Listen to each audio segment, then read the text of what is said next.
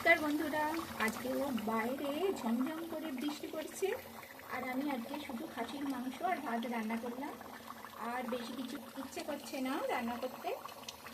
একদম গরম টকবক করে ফুটছে ফুটন্ত খাসির মাংসের ঝোল আর ভাত খাবো আজকে আমরা।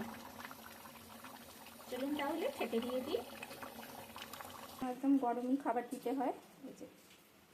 এই যে এবার টেবিলে খাবার দিয়ে দিয়েছি। এটা সেই গন্ধরাজ লেবু দেখিয়েছিলাম গাছের, পেঁয়াজ, খাসির মাংসের সাথে ভাত, এটাই করেছি রান্না আজকে। কুমড়ো দানাটা অল্প একটু ছিল, ভেজে নিয়েছি।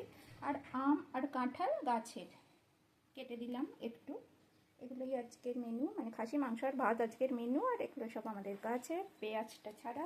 এই গন্ধরাজ লেবুর সাথে খাসির মাংসের ঝোল, আর বাইরে বৃষ্টি পড়ছে ঝমঝম করে, ব্যাপারটা কিন্তু দারুণ জমে যাবে।